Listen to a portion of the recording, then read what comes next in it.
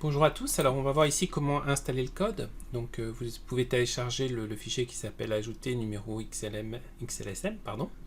Puis je vais prendre par exemple CTRL-N, donc je crée un nouveau fichier.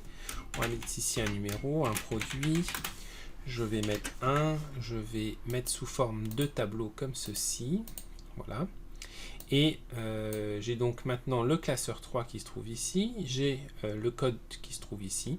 Alors deux solutions, soit on fait directement glisser le module ici, c'est le plus rapide, soit on fait un copier-coller du code, ce qui est possible aussi. Vous pouvez reprendre le code qui se trouve sur internet, c'est la même. Donc je vais juste faire glisser ça ici. Sinon, vous auriez pu aller sur classeur 3, insertion, module, et ensuite coller le code à l'intérieur, c'est la même chose. J'ai donc mon code qui est disponible dans le classeur 3.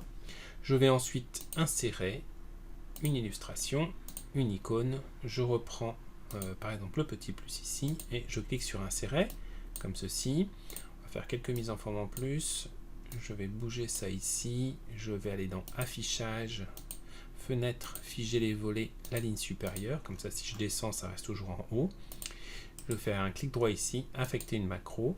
Dans ce classeur, je choisis ajouter une ligne. Je vais tester. Parfait.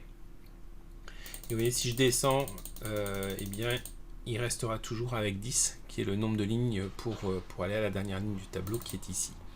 Alors, on peut personnaliser un peu tout ça. Si par exemple votre clé se trouve sur la droite, comme ceci, bien dans ce cas-là, j'ai juste à redéfinir l'emplacement de la clé, par exemple 2, et 2 ici aussi, et donc je peux rajouter des nouveaux, et ça va se rajouter au bon endroit. Donc ça, c'est une possibilité si jamais vous avez plus de... si jamais la clé se trouve sur une colonne qui n'est pas la première, évidemment, on va remettre à 1 ici. Et finalement, vous pouvez aussi changer le nombre de lignes que vous voulez ajouter. Donc, supposons que j'aille dans Insertion, Illustration, Icône. On peut reprendre, par exemple, on va reprendre le petit plus, Insérer. Je vais le copier plusieurs fois comme ceci. Comme ça, on aura plusieurs petits plus les uns à la suite des autres. Voilà, après je vous laisserai, vous pouvez jouer avec. Je vais les grouper. Je vais diminuer un petit peu la taille. J'appuie sur la touche Shift en même temps, enfin majuscule en même temps. Et ici on va choisir affecter une macro, 5 lignes. Je clique dessus. J'ai 5 lignes qui ont été rajoutées. Là, je passe de 31 à 36. Je redescends et donc je peux rajouter très rapidement beaucoup de lignes.